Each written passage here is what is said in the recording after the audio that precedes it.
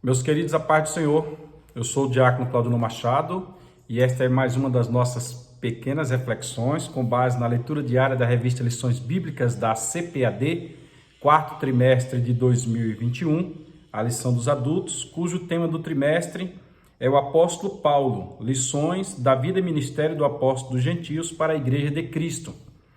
Nós estamos diante da lição número 13.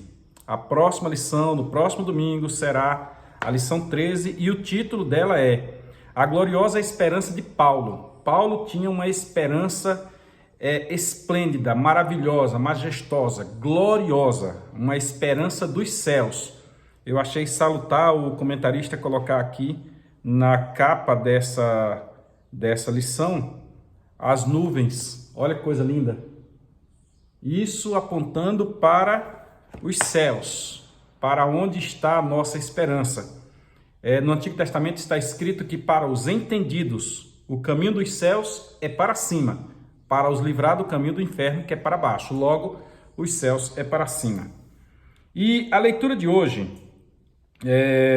quarta-feira, está na primeira carta aos Tessalonicenses, no capítulo 4, versículos 15 e 16. E ela é meio que um divisor de águas, porque alguns podem pensar que a volta de Cristo é para todos. Eu digo o arrebatamento da igreja. Existe uma coisa chamada parousia, que nós vamos explicar aqui, mas a primeira parte da volta de Cristo, pois ela se realizará em duas etapas, a primeira etapa é exclusiva para a igreja.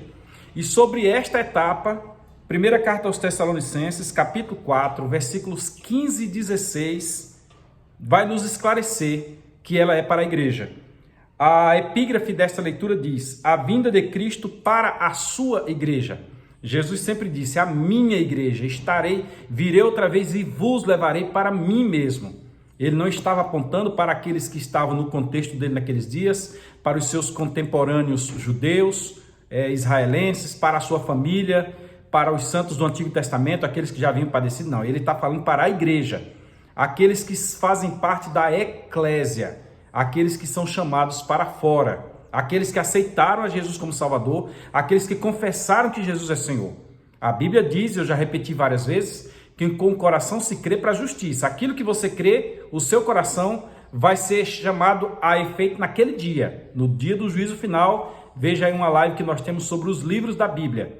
Mas é com a boca que se faz confissão para a salvação. Então, para ser salvo, é preciso confessar, e ao confessar você faz parte da igreja, e aí você vai ser arrebatado. Vamos ler o texto. Hoje eu farei leitura na Nova Versão Internacional, na NVI. Estou fazendo uso hoje da Bíblia Ministerial, que é na Nova Versão Internacional. Capítulo 15 da primeira carta aos Tessalonicenses, capítulo 4. Aliás, versículo 15 da primeira carta aos Tessalonicenses, capítulo 4. Vamos ler o 15 e o 16. Diz assim: dizemos a vocês,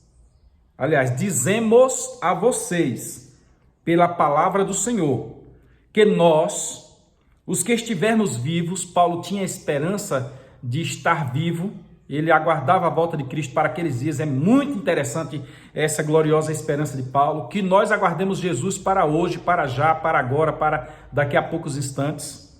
Agiríamos diferente se nós fizéssemos isso. Nossa vida será pautada por um andar diferente diante de Deus.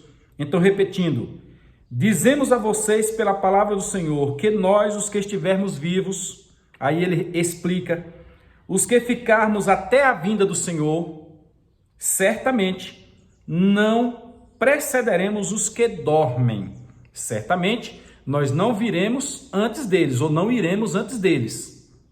Aí o versículo 16 diz: pois, dada a ordem, com a voz do arcanjo e o ressoar da trombeta de Deus, o próprio Senhor descerá dos céus, aquele que subiu, conforme está em Atos capítulo 1, versículos de 9 a 11, quando os anjos aparecem e diz: por que vocês estão olhando para os céus?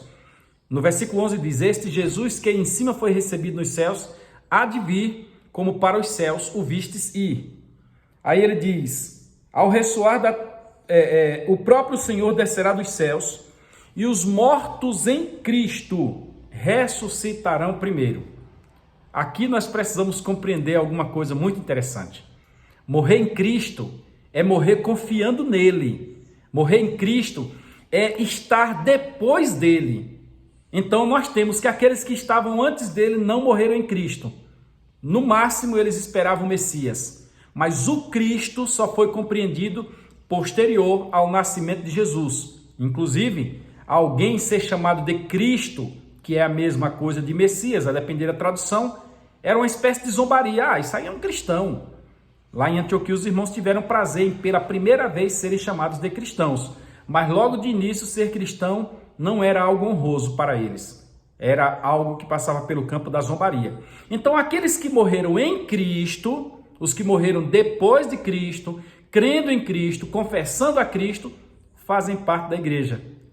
E os que fazem parte da igreja, tem-se aqui a promessa que não vai um depois o outro. Pelo contrário, eles juntos subirão.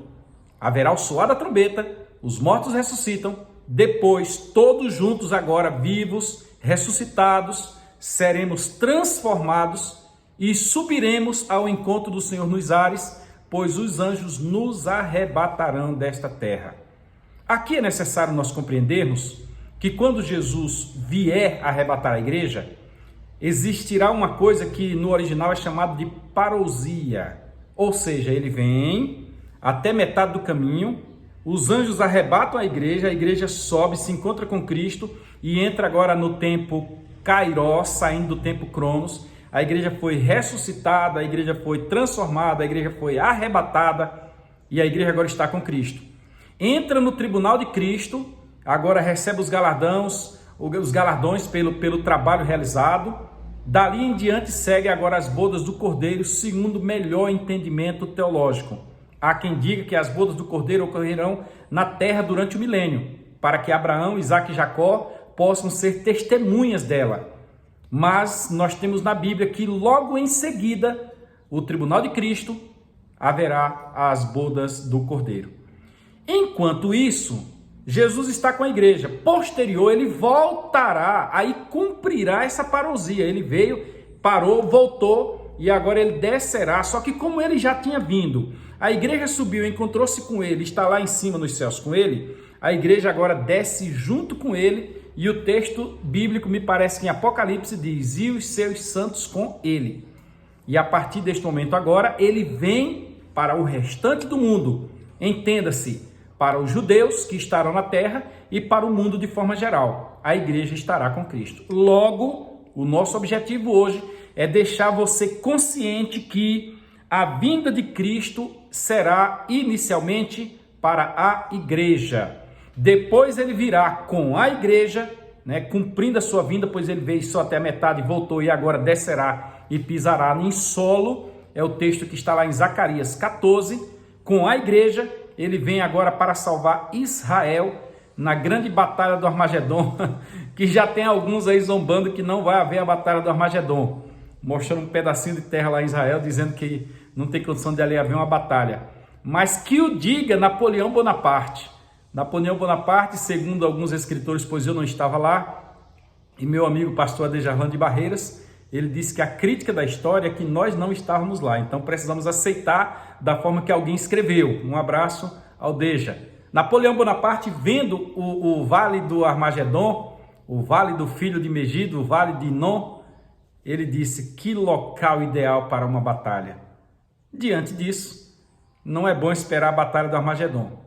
É bom esperar o arrebatamento e na batalha do Armagedon voltar com Cristo transformado, galardoado, coroado e agora servir como rei e sacerdote no milênio e ver ali Jesus vencendo o anticristo, o falso profeta, na grande batalha e dando vitória ao restolho, ao restante de Israel, conforme está lá em Romanos, se não estou enganado, é 9,14 de Romanos, se não me falha a memória, que diz que o remanescente de Israel vai ser salvo.